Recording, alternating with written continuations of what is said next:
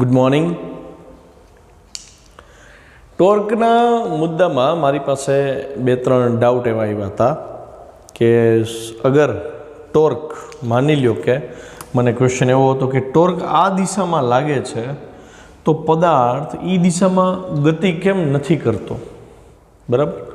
તો આપણે એવું કીધું હતું કે ટોર્ક છે ને એ બળને સમતુલ્ય રાશિ છે. તો આપણે એવું કહેતા કે બળ જે દિશામાં જાય એ દિશામાં પદાર્થ જાય, એટલે સહેજે એક સ્વાભાવિક વસ્તુ છે કે ટોર્ક જે દિશામાં લાગે આપણને એમ થાય પદાર્થે એ દિશામાં ખસવો જોઈએ. પણ જો પદાર્થ ખસે તો એ ચાક ગતિ થોડી કહેવાય, એ તો રેખીય ગતિ થઈ ને. અને ટોર્ક શું કરાવે છે તો કે ચાક ગતિ કરાવે છે. એટલે કે પદાર્થ ટોર્કને લીધે ખસે છે એવું નહીં કહી, આપણે એવું કહી શકીએ કે ટોર્કને લીધે પદાર્થ ભ્રમણ કરે છે. એટલે સમજવાનું આમ થાય કે જો ટોર્ક આ દિશામાં છે તો તમારે જમણા હાથનો અંગૂઠો ટોર્કની દિશામાં રાખવાનો. તો એનો મતલબ એવો થયો કે પદાર્થનું જે ભ્રમણ છે એ મારી ફિંગર જેવી રીતે બેન્ટ થઈ છે એ પ્રમાણે થશે. મતલબ માની લો કે અહીંયા એક તકતી છે તો એ તકતી આવી રીતે ભ્રમણ કરે એવો મતલબ થાય. આવી રીતનું આખું ભ્રમણ થયું, આ રીતનું ભ્રમણ મળ્યું, તમને ખ્યાલ આવી ગયો?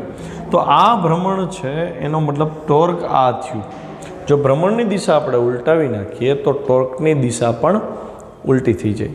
તો ટોર્કવાળો કોન્સેપ્ટ અહીં ક્લિયર થયો. બીજી વસ્તુ, ટોર્ક એવી વસ્તુ છે છોકરાઓ, થિયરીમાં ભણવું અને પ્રેક્ટિકલી ભણવું બે અલગ અલગ વસ્તુ છે. જ્યારે દાખલા ગણશો ને ત્યારે તમને ખરેખર ખબર પડશે કે ટોર્ક એકચ્યુઅલી કરે છે શું કામ.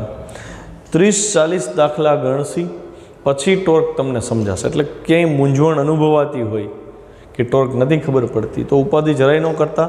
હજી એમ સમજો ને કે ટોર્કનો તમારો શરૂઆતનો ફેઝ છે.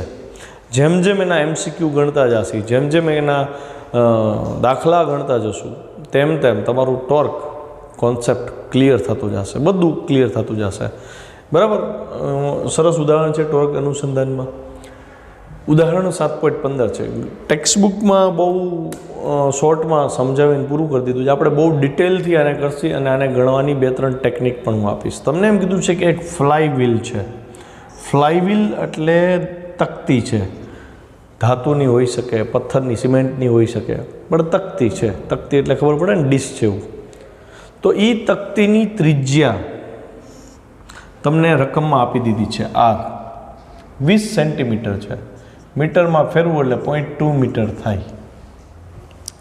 પછી કીધું છે કે આ તકતી ઉપર દોરી વીંટી દીધી છે. આની ઉપર દોરી વીંટેલી ઇમેજિન કરો અને એક છેડો અહીંથી નીચે તરફ છૂટો રાખ્યો છે. તો આ દોરી વીંટાયેલી છે માથે, આ દોરી છે. દોરીને નીચેથી ખેંચવાની છે 25 ન્યૂટનનું બળ આપીને. હવે સમજાય. આ એનું દ્રવ્યમાન કેન્દ્ર થયું તકતીનું. તમારે ઇમેજિન કરવાનું છે કે અહીંથી એક ભ્રમણાક્ષ લંબ રૂપે બહાર નીકળે છે. હું જો દોરીને જોરથી ખેંચું તો શું થાય? હવે સમજાઈ ગયું ને? તો હું એવું કહીશ કે મેં બળ આ દિશામાં દીધું. છોકરાઓ, તમે જ્યારે ખેંચો છો આવી રીતે ત્યારે બળ આ દિશામાં દીધું, દોરી વીંટાયેલી આમ હતી, અહીંથી ખેંચશો એટલે આ તકતીનું ભ્રમણ આવી રીતે થશે. આ તો સમજાવી વાત છે. તકતીનું ભ્રમણ કઈ દિશામાં થયું જોવો જોઈએ ધ્યાનથી. સમઘડી દિશામાં થયું ને, તો ભ્રમણ જે રીતે થાય છે એ પ્રમાણે હું ટોર્કની દિશા નક્કી કરું છું. જોજો ધ્યાનથી. હા, તો જમણા હાથથી જે દિશામાં ભ્રમણ થાય એ દિશામાં ફિંગરને બેન્ડ કરું તો અંગૂઠો મારો અંદર જાય છે. ધેટ મીન્સ ટોર્ક ક્યાં ગયું? તો કે ટોર્ક અંદર તરફ જાય છે. કેવી રીતે ખબર પડી? તો કે એના ભ્રમણ ઉપરથી નક્કી કર્યું. ટોર્ક બે રીતે નક્કી કરી શકીને, એક ભ્રમણ ઉપરથી થાય ને એક સૂત્ર ઉપરથી. સૂત્ર શું છે? તો કે ભાઈ સૂત્ર તો છે ટોર્ક બરાબર R ક્રોસ F છે. તો કે અહીંયા સ્થાન સદિશ કોણ હતો? તો કે બળ ક્યાં લાગ્યું? તો કે આ બિંદુ. આ બિંદુને P કહી દે ને, આ આપણું ઉગમ બિંદુ. તો OP સ્થાન સદિશ થયો, જે આપણે ત્રિજ્યા હતી ને R. એટલે હું અહીં સ્મોલ r કરું કે કેપિટલ R, તો તમે સમજી શકો. તો મારે આ સ્થાન સદિશ છે, આ બળ છે આપણું F. તો આના લીધે હું ટોર્કની દિશા શોધું તો મારે શું કરવું પડે? તો તમારે R સદિશ દોરવો પડે. જો આ સદિશ R છે, હંમેશા દિશા ઉગમ બિંદુથી જ લેવાની, આ તરફ હતી એટલે એ દોરી. પછી એના ટેલ ઉપર જે બળ લાગ્યું એ બળ દર્શાવી દીધું મેં. આ F થયું, ખ્યાલ આવ્યો? હવે જો આર ક્રોસ એફ છે એટલે R2F રોટેટ થાય. જો રોટેશન જો કેવું એવું સમઘડી આવ્યું, આનું સમઘડી આવ્યું ને આનું સમઘડી આવ્યું. હવે ખબર પડી ને આનું ભ્રમણ સમઘડી શું કામ થયું. હવે ખબર પડી ને કે શું કામ ટોર્કની દિશા આર ક્રોસ એફથી ગોતવામાં આવે. હવે તમે જો ટોર્ક લાગે છે અંદર, પણ અંદર લાગે એનો મતલબ એવો થોડો થયો કે તકતી અંદર વહી જશે. નહીં, ટોર્ક અંદર લાગે છે એનો મતલબ થયો તકતી સમઘડી ફરે છે. ટોર્ક બારે તરફ લાગ્યું એનો મતલબ તકતી વિષમઘડી ફરે છે. તો આ અગત્યતા સમજવી જરૂરી છે. તો તમને આ તકતીનું દળ આપી દીધું છે, એમ આપી દીધું છે 20 kg છે, ત્રિજ્યા 12 સેન્ટીમીટર છે, બળે આપી દીધું છે. ગોતવાનું શું કીધું છે? તો 3 વસ્તુઓ ગોતવાની છે. એક તો પ્રવેગ ગોતવાનો છે, પછી 2 મીટર દોરી ખુલે, મતલબ અહીંથી ખીંચીને અહીંયા સુધી પહોંચ્યું અને આ અંતર 2 મીટર થાય એ દરમિયાન થતું કાર્ય, અને પછી આ બિંદુએ એટલે કે 2 મીટર ખેંચી લીધું, અહીંયા સુધી ખેંચાઈ ગયું છે, પછી આની તકતીની વ્હીલની ગતિ ઉર્જા ગોતવાની છે. બરાબર? અચ્છા, હવે અહીંયા નવો પદાર્થ આવ્યો, નવો આકાર આવ્યો, તકતી. અત્યાર સુધીમાં આપણે જે શીખી ગયા છે એની નોંધ કરી જોજો. પાતળી રિંગ માટે ઝડપત્વની ચાક માત્રા I જ્યારે ભ્રમણાક્ષ એના કેન્દ્રમાંથી વીટી અથવા તો રિંગને લંબરૂપે અક્ષ જે આપણે ધારી હતી એને ફરતે ભ્રમણ કરે ત્યારે ઝડપત્વની ચાક માત્રા આપણે ભણ્યા હતા mr², યાદ હોવું જોઈએ. અને ચક્રાવર્તનની ત્રિજ્યા k. પછી મેં પાતળો સળિયો કરાવી દીધો તમને. તો પાતળો સળિયો અને એની લંબાઈ જો L હોય અને એના મધ્યબિંદુમાંથી પસાર થતી અક્ષને અનુલક્ષીને જડત્વની ચાક માત્રા મેં તમને કરાવી હતી mL²/12. પછી પાતળી રિંગના અક્ષમાંથી વ્યાસમાંથી પસાર થતી અક્ષ રિંગ માટે વ્યાસને અનુલક્ષીને, કોને અનુલક્ષીને? વ્યાસને અનુલક્ષીને ચાક માત્રા I એ છે ને mr²/2 હતી. આ 3 આપણે ભણી ગયા છીએ. ટેક્સ્ટબુકમાં કોષ્ટક આપ્યું છે, એમાં 5 થી 6 પ્રકારના પદાર્થ આપ્યા છે. પહેલાં 2 રિંગના હતા, ત્રીજું સળિયા માટે હતું. હવે ચોથું નવું આવ્યું, આ 1, 2 અને 3, આ ચોથું નવું આવ્યું છોકરાઓ. તકતી માટે જડત્વની ચાક માત્રા, તકતી માટે જડત્વની ચાક માત્રા I. તો આને સાબિત કરવાની હોય, આપણી ટેક્સ્ટબુકમાં એની સાબિતી નથી આપી, એટલે અત્યારે તમારે લોકોએ એને પાકી કરવાની છે. એ છે mr²/2. આને અને આને કાંઈ સંબંધ નથી હો, ધ્યાન રાખજો. તકતી એટલે ડીશ અને રિંગ એટલે વચ્ચેનો ભાગ ખાલી હોય ઈ. તો તકતી માટે જડત્વની ચાક માત્રા I mr²/2 છે. આ તમારે સાબિત કરવી હોય ને તો રૂબરૂ જ્યારે તમે આવો ને મારી સામે ત્યારે મને યાદ કરાવજો, હું તમને સાબિત કરાવતા શીખડાવીશ. જરૂરી છે, સાબિતી આવડવી જોઈએ. પણ અત્યારે તો મારે એનો ઉપયોગ કરવો છે, હું યાદ જ રાખીશ. કોષ્ટકમાં આના સિવાય તમને ગોળો એ આપ્યો છે, એની જડત્વની ચાક માત્રા 2/5 mr² છે. તો આ જડત્વની ચાક માત્રા આખા કોષ્ટકમાં જે આપી છે અત્યારે પાકી કરી લેજો. રૂબરૂમાં આપણે સામસામા એને સાબિત કરશી. તો આ ફ્લાય વ્હીલ કીધું છે છોકરો. ફ્લાય વ્હીલ તમારા માટે નવું છે. ફ્લાય વ્હીલ એટલે ધાતુનું ચક્ર હોય અને ફ્લાય વ્હીલ કહેવાય. બરાબર, યાદ રાખજો. ધાતુનું આખી પ્લેટ છે, આ એની ધરી છે અને ધરીની ફરતે દોરી વીંટાળી લીધી છે. દોરી વીંટાળ્યા સિવાયની જે રચના હતી ફ્લાય વ્હીલ હતી. તમને કીધું છે ફ્લાય વ્હીલ ઉપર દોરી વીંટાળેલી છે. ફ્લાય વ્હીલનું દળ 20 kg છે, ત્રિજ્યા એની 0.2 મીટર છે. તમે દોરીના છેડે 25 ન્યૂટન બળ લગાડો તો તમારે વ્હીલનો કોણીય પ્રવેગ આલ્ફા ગોતવાનો છે. બળ છે સ્થાન સદિશ R છે. R અને F ઉપરથી ટોર્ક મળે. બરાબર, ટોર્ક અને ગોતવાનો છે આલ્ફા. તો તમને ટોર્ક બરાબર I આલ્ફા સૂત્ર હવે આવડવું જોઈએ. F બરાબર ma વાળું, એવી રીતે ટોર્ક બરાબર I આલ્ફા. તો ટોર્ક મળી જાય એમ છે I, તો કે આની જડત્વની ચાક માત્રામાં અમે લખીએ mr²/2, એટલે I પણ મળી જાય તો આલ્ફા મળી જાય ને. તો આપણે અહીં લખીએ, આપણે જાણીએ છીએ કે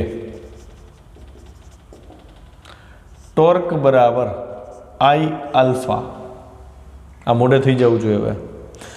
વળી ટોર્કનું બીજું સૂત્ર છે છોકરાઓ, શું છે?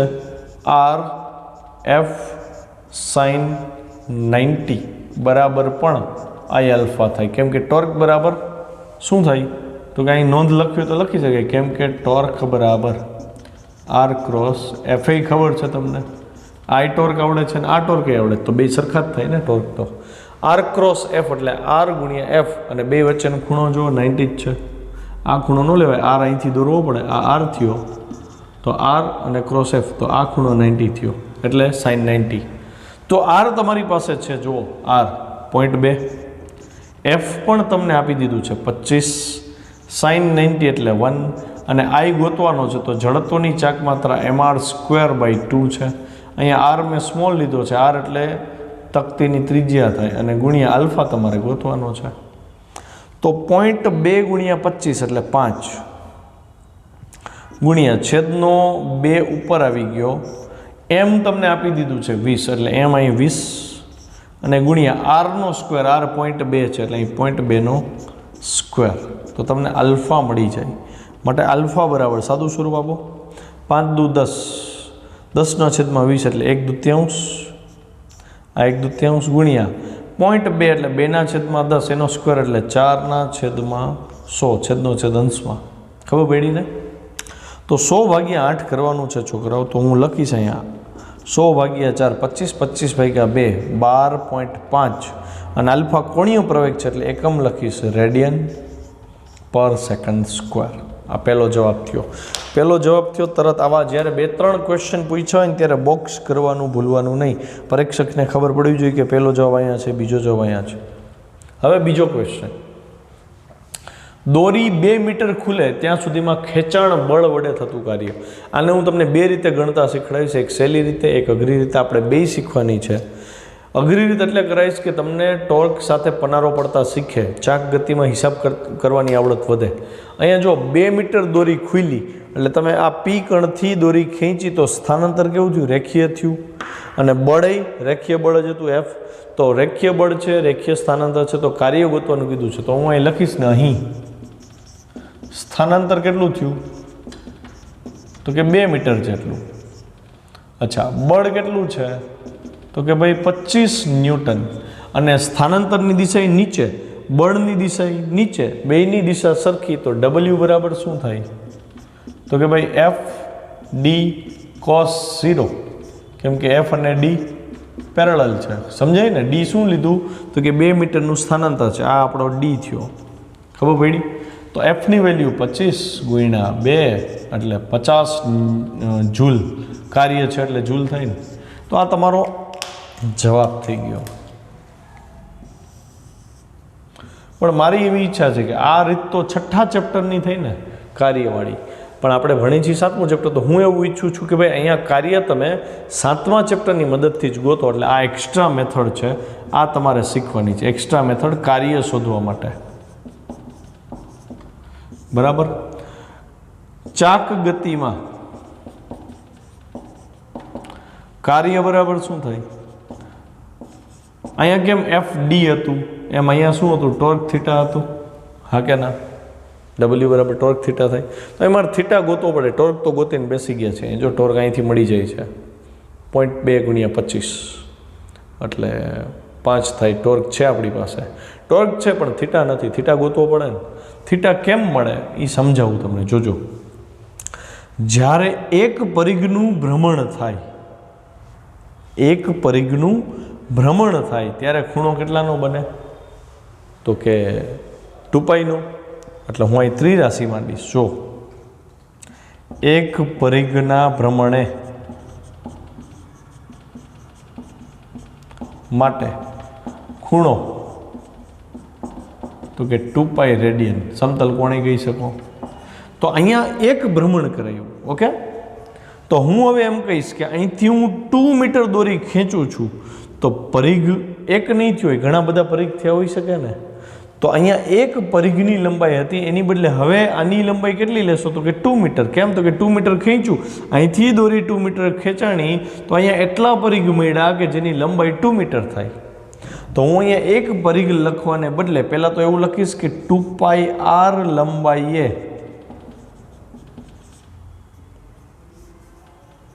2πr લંબાઈ માટે, એટલે કે એક પરિઘની લંબાઈ માટે ખૂણો 2π રેડિયન થયો. તો કુલ લંબાઈ કેટલી ટ્રાવેલ કરી, આ તકતી ફરી હશે ત્યારે 2 રેડિયન 2 મીટર ટ્રાવેલ કર્યું છે. તો અહીં લખીશ 2 મીટર લંબાઈ માટે ખૂણો કેટલો, હું એને થીટા કહી દઉં. થીટા ગોતો તો થીટા બરાબર શું થાય તો કે 2 ગુણ્યા 2π છેદમાં 2πr. 2π કેન્સલ, 2 છેદમાં r આપ્યો જ તમને જો 0.2. તો 2 છેદમાં 0.2 છેદનો છેદ અંશમાં 2 ઉડી ગયા 10 રેડિયન. થીટા ગોતી લીધો છોકરાઓ, 10 રેડિયન થયો. મતલબ જ્યારે અહીંથી 2 મીટરની દોડી ખેંચો છો ત્યારે પી કણ અહીંથી અહીંયા આખું ભ્રમણ કરે એટલે 2π રેડિયન થયા. 2π રેડિયન એટલે 6.28 રેડિયન થયા. અહીંયા તમારો જવાબ 10 રેડિયન છે, એટલે માથે થોડુંક ફેરો આવું થયું. તો આ સમજતા શીખવાનું છે. આને 3-4 વાર અત્યારે જ ગણી નાખો. પહેલાં એકવાર જોઈને ગણો, પછી 3-4 મોઢે ગણો. એકેય વાર અટકવું ન જોઈએ, અટકે તો ફરીથી જુઓ. જ્યાં સુધી જોયા વગર ન કરી શકો ત્યાં સુધી ગણો.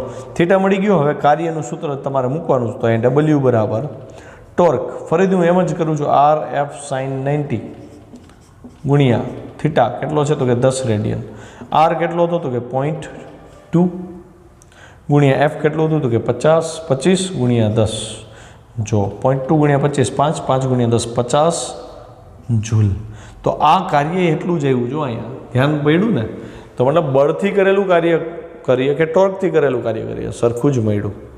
હવે તો કે આ બિંદુએ વ્હીલની ગતિ ઉર્જા ગોતવાની છે. આ બિંદુએ મતલબ આને 25 ન્યૂટન બળ આપીને 2 મીટર ખેંચી લીધું છે, એટલે આ સ્થિર હતું પહેલાં, હવે એ ગતિમાં આવી ગયું છે. બરાબર? તો ગતિમાં આવી ગયું છે એનો મતલબ તમારે એ સમયે એનો અંતિમ વેગ ગોતવો પડે. અંતિમ કોણીય વેગ મળે તો ગતિ ઉર્જા મળે. ગતિ ઉર્જાનું સૂત્ર 1/2 I ω² લેવું પડશે. ચાક ગતિ થાય, ચાક ગતિથી ગોતવું પડે. આમાંય એક્સ્ટ્રા મેથડ કરાય છે, પણ ઇઝી મેથડ હશે. તો જો શું કરવું, અહીં થીટા કેટલો મળ્યો આપણને તો કે 10 રેડિયન મળ્યો. તો હું અહીંયા એમ લખીશ કે ભાઈ થીટા 10 રેડિયન હોવાથી હું આ સૂત્ર લખું છું. જોજો, થીટા બરાબર ω0t + 1/2 આલ્ફા t². પ્રારંભિક વેગ તો કે પ્રારંભમાં સ્થિર હતું, ભરતું જ નહોતું, એટલે પ્રારંભિક કોણીય વેગ શું થયો 0 + 1/2 આલ્ફા તમને મળી ગયો છે જો 12.5. આ ટી ગોતવાનો છે ને થીટાઈ મળી ગયો છે કેટલો છે 10. તો 10 દુ 20 છેદમાં 12.5 બરાબર t². 0.5 કાઢી નાખવું એટલે 200 છેદમાં 125 બરાબર t² થાય. હા કે ના? તો 200 છેદમાં 125 એટલે અહીંયા 25 5 125 અને 25 8 200, 8 છેદમાં 5 થયું t² બરાબર. તો આ થોડીક છોકરાઓ લાંબી મેથડ થઈ જશે, હજી ઇઝી કરી નાખીએ. એમાં સમય ગોતશો, વળી પાછો તમારે અંતિમ વેગ ગોતવો પડશે. એના કરતાં સમય ગોત્યા વગર આપણે આગળ વધીએ. જો આવું જ શીખવાનું છે તમારે, ગણતા ગણતા સ્ટ્રાઇક થઈ જશે ભાઈ આમ નહીં આમ થાય. આમાંય થઈ શકે ટી મળત, પછી ઓમેગા બરાબર ω0 + આલ્ફા ટીમાં તમે ટીની કિંમત મૂકત એટલે તમને અંતિમ કોણીય વેગ મળી જાત. અંતિમ કોણીય વેગ મળત પછી 1/2 I ω² કરવું પડે. પણ પ્રોસેસ ટી ફાઇન કરીને થઈ અને પાછું એ ગણતરી કરવી. એને બદલે હું આ સમીકરણ લઈ લઉં તો કે ω² - ω0² બરાબર 2 આલ્ફા થીટા. મતલબ સમય ગોતવાની ઝંઝટમાંથી છૂટી ગયા. ω² ગોતવો છે, પ્રારંભિક વેગ 0 હતો, 2 આલ્ફા તમને અહીંયા મળી ગયો છે 12.5 અને થીટાઈ તમને મળી ગયો છે 10. એટલે અહીં તમારે લખવું પડે કે ભાઈ થીટા બરાબર 10 રેડિયન હોવાથી આ સમીકરણ યુઝ કર્યું એટલે જો સીધો અંતિમ વેગ મળે ω² બરાબર 12.5 ગુણ્યા 2 એટલે 25 ગુણ્યા 10 250 મળ્યું. ω² કેટલો મળ્યો 250 આનો એકમ રેડિયન સ્ક્વેર પર સેકન્ડ સ્ક્વેર થાય. આનું વર્ગમૂળ લેવાની જરૂર નથી, કેમ કે કોણીય વેગ નથી માંગ્યો, તમારા પાસે માંગ્યો છે ગતિ ઉર્જા માંગી છે. તો હું હવે લખીશ કે આથી દોરી 2 મીટર ખેંચાયા બાદ ચાક ગતિ ઉર્જા કેટલી થાય? તો કે ભાઈ 1/2 I ઓમેગા સ્ક્વેર થાય. તો 1/2 I કોના માટે? તો કે ફ્લાયવ્હીલ માટે. ફ્લાયવ્હીલની ચાક ગતિ ઉર્જા જોઈ છે, તો I જોઈ. I કેટલો છે જુઓ ધ્યાનથી, અહીંયા I ક્યાંક ઉલ્લેખમાં આવ્યો તો I રહ્યો mr²/2 છે ને, એટલે હું અહીં લખું ને mr²/2 ગુણ્યા ઓમેગા તમારી પાસે છે, ઓમેગાનો સ્ક્વેર જ છે સીધો. મેં શું કામ વર્ગમૂળ નહોતું લીધું ખબર પડી ને, મેં ના પાડી હતી વર્ગમૂળ લેવાની, કેમ કે મને ખબર હતી મારે આ ઓમેગા સ્ક્વેર જ જોઈ છે. તો ઓમેગા સ્ક્વેરની ડાયરેક્ટ વેલ્યુ મૂકી દઈ 250. હવે એમની વેલ્યુ મૂકી 1/2. એમ કેટલો છે? તો કે 20. આર તો કે 0.2 સ્ક્વેર છેદમાં 2 ગુણ્યા 250. જોજો ધ્યાનથી, આ 2 ને 2 ગુણ્યા 2 4 છે, 4 પંચા 20, આ 5 થયું, ગુણ્યા 0.2 વર્ગ એટલે 4/100 ગુણ્યા 250. 1 1 0 ગયા, તો 5 ચોકુ 20 બરાબર. 5 ચોકુ 20, 20/10, 2 ગુણ્યા 25, 50 જૂલ ગતિ ઉર્જા મળી, ચાક ગતિ ઉર્જા. આમાં એક્સ્ટ્રા મેથડ છે, આમ ન કરવું હોય ને 1 માર્કનો MCQ હોય તો એ એક્સ્ટ્રા મેથડ અહીંયા હું કરી દઉં છું. જો આ લખવાની નથી, તમને એમ થાય કે મારે લખવું છે શોર્ટ ટ્રીક માટે કામ આવશે તો લખી શકો. Extra method to find kinetic energy. તો હું અહીં લખી શકું વી નો ધેટ, છઠ્ઠા ચેપ્ટરની મદદથી કાર્ય ઉર્જા પ્રમેય પરથી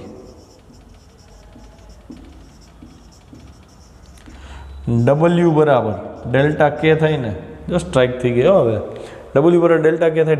W કેટલો મળ્યો હતો? કાર્ય કેટલું મળ્યું હતું? 50 જૂલ. અને અહીં K2 - K1 થાય. પ્રારંભમાં રકમમાં જ કીધું હતું, પ્રારંભમાં ફ્લાયવ્હીલ સ્થિર છે એટલે પ્રારંભિક ગતિ ઉર્જા શું થઈ? તો કે K1 0 છે, વધ્યું ખાલી K2 50 જૂલ. જો કેવડી ગણતરી કરીને 50 જૂલ આવ્યું, કેટલી ગણતરી કરીને 50 જૂલ આવ્યું. તો આપણને શોર્ટ ટ્રીકે ખબર હોવી જોઈએ, લોંગ ટ્રીકે ખબર હોવી જોઈએ, મતલબ બધુંય શીખશો તો કાંઈક આવડશે. છઠ્ઠું ચેપ્ટર શીખી ગયા છો ને એટલે તમને ઇઝી લાગશે. આ હાથમું ચાલુ છે એટલે આ થોડુંક હાર્ડ લાગશે, પણ શીખવાનું તો આ છે. છઠ્ઠા ચેપ્ટરથી તો થઈ જાય છે બધું. તો જ્યારે ફેરબુકમાં લખો છો ને છોકરાઓ, તો શું લખવું એ સમજી લો. આ તો એમને આવશે, પછી આ ન લખતા ટેક્સ્ટબુકવાળાએ ભલે આમ કર્યું, તમને આ આવડી ગયું છે હું માની લઉં છું. તમારે આ મેથડથી કાર્ય લખવાનું છે, મતલબ આ દાખલો, આટલો અને આટલો, આખો દાખલો ચાક ગતિના ફોર્મમાં જ લખવાનો છે. બરાબર છે? હવે આગળ ક્વેશ્ચન 7, કોણીય વેગમાન સંરક્ષણનો નિયમ લખો અને ફરતી ખુરશીમાં બેઠેલ છોકરીનું દાન આપો. જો કોણીય વેગમાન સંરક્ષણનો નિયમ તો ઓલરેડી ભણી ગયા, પણ હવે થોડુંક વધારે પડતું શીખવાનું છે. બરાબર? કોણીય વેગમાનનું સૂત્ર આપણે L બરાબર I ઓમેગા તાર્યું. આ સિદ્ધાંતનો ઉપયોગ કરી, I ઓમેગાનો ઉપયોગ કરી અને કોણીય વેગમાન સંરક્ષણથી શું અસર ઉપજે એને સમજવાનું છે.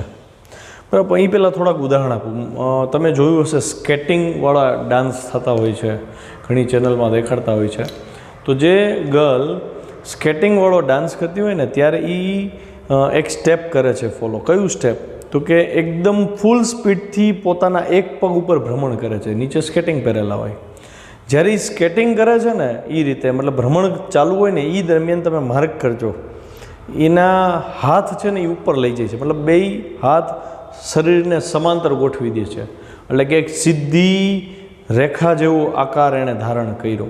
મતલબ જેટલું શરીરનું દળ હતું બધું એક અક્ષની નજીક લઈ આવ્યા. બરાબર છે? ત્યારે એની ફરવાની સ્પીડ એકદમ તીવ્ર હશે, ફૂલ સ્પીડથી ભ્રમણ થતું હશે. હવે એટલી સ્પીડમાં એ ફરે છે, પછી એને ધીમું પડવું હોય ને જ્યારે, ત્યારે એ શું કરશે? પોતાના હાથ ઉપર જે હતા ને એનાથી એ હાથને આમ કરશે, મતલબ હાથ ખોલ નાખ્યા. હાથ ખોલશે ને એટલે એની ફરવાની સ્પીડ છે ને એ ઘટી જશે.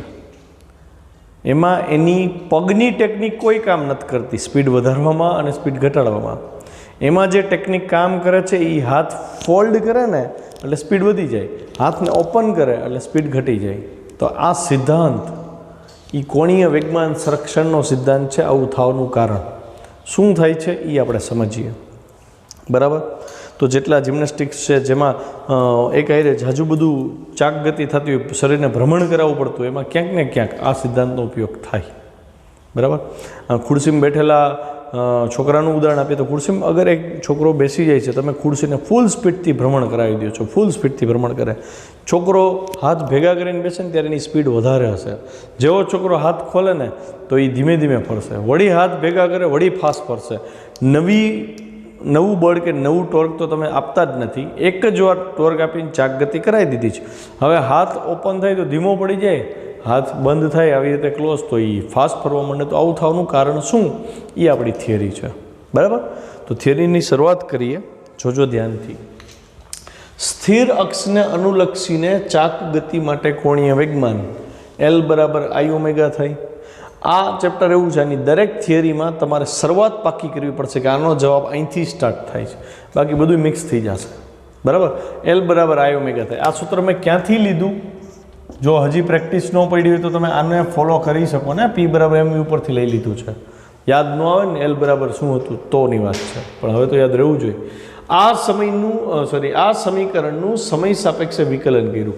આનું વિકલન કરતો તો dp/dt મળતું, m × a મળતું, m એટલે બળ મળતું, F બરાબર dp/dt થતું, ન્યૂટનનો બીજો નિયમ થતો. સેમ વસ્તુ અહીંયા સમય સાપેક્ષે વિકલન કર્યું એટલે dl/dt, I અચળ, d ω/dt, dl/dt એમનું એમ, I એમના એમ, d ω/dt એટલે આલ્ફા. જોજો એમાં એમે કીધું હતું તો અહીંયા I આલ્ફા આવ્યું. I આલ્ફા એટલે તમને યાદ આવવું જોઈએ ટોર્ક થાય, માટે dl/dt બરાબર ટોર્ક થયું. સમીકરણ 1.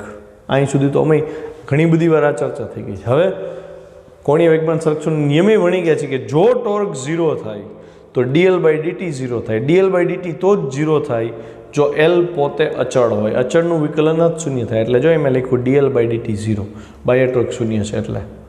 તો dl/dt 0 તો જ થાય જો L અચળ હોય. છોકરાઓ L અચળ થયું મતલબ કોણીય વેગમાન અચળ, મતલબ I × ઓમેગા અચળ થશે. ઓકે. તો કોણીય વેગમાન સંરક્ષણનો નિયમ, જો દ્રઢ પદાર્થ પર લાગતું પરિણામી ટોર્ક શૂન્ય હોય તો તે દ્રઢ પદાર્થનું કુલ કોણીય વેગમાન અચળ રહે છે. ટોર્ક શૂન્ય તો વેગમાન કોણીય વેગમાન અચળ, કુલ કોણીય વેગમાન અચળ. આને કહેવાય કોણીય વેગમાન સંરક્ષણનો નિયમ. આ તો પહેલાંય ભણી ગયા હતા. 4 માર્કની થિયરીમાં પૂછાય તો આટલું લખીને પછી આ ઉદાહરણ દેવાનું છે. ઓલી છોકરી ખુરશીમાં બેસે ને કીધું છે એમાં. જો ધારો કે એક ભ્રમણ કરતી ખુરશી પર એક છોકરી બેઠેલી છે. હવે એને આપણે સમજવાનો પ્રયત્ન કરીએ. માની લો કે આ ભ્રમણાક્ષ છે. જોજો થિયરી કરાવું ને એ પહેલાં એક ઉદાહરણ આપી દઉં તમને. માની લો કે એક ગોળો અહીંયા તમે રાખ્યો છે, એનું દળ m છે અને અહીંથી આ અંતર r છે, અને આ ગોળાને હું ભ્રમણ કરાવું છું આ માર્ગ ઉપર. તો આ વર્તુળ માર્ગ ઉપર ગોળાનું ભ્રમણ થયું. બરાબર. ગોળાને બિંદુવત લઈ લઉં છોકરાઓ, તો દળ m છે, આ અક્ષને ફરતે ભ્રમણ કરે છે, અહીંથી આ અંતર r છે. તો બિંદુવત પદાર્થ માટે જડત્વની ચાક માત્રા મેં કીધું છે એ બિંદુવત પદાર્થનું દળ ગુણ્યા ભ્રમણાક્ષથી એનું લંબ અંતર, બેનો ગુણાકાર કરી નાખવાનો વર્ગ કરીને. તો જડત્વની ચાક માત્રા મળે ને? હા કે ના? સમજાય એવી વાત છે. પણ હું હવે એમ કહું કે છોકરા ભાઈ આ દળ મેં અહીંયા ગોઠવાને બદલે થોડુંક આઘું ગોઠવું છે, અહીંયા ગોઠવું છે. દળ હું દૂર લઈ જાઉં, દળમાં મેં કાંઈ ફરક નથી પાડ્યો, પણ તમે જો અંતર મેં વધારી દીધું. અહીંયા દેખાય? હવે ભ્રમણ માર્ગ આ થઈ જશે, તો ભ્રમણ માર્ગ બદલી ગયો. તો મને અહીંયા એક જજમેન્ટ મળે કે જડત્વની ચાક માત્રા બદલાશે, ભ્રમણાક્ષ જ છે, પણ દળની ગોઠવણી બદલી. દળની ગોઠવણી બદલી એટલે જડત્વની ચાક માત્રા બદલશે, I ડેશ થઈ જશે. આની ત્રિજ્યા હું R ડેશ કહી દઉં તો હવે હું અહીં લખીશ ને એમ, તો એનો જ છે, R ચેન્જ થઈ ગયો, R ડેશ સ્ક્વેર. અને સ્પષ્ટ છે કે R dash greater than R છે.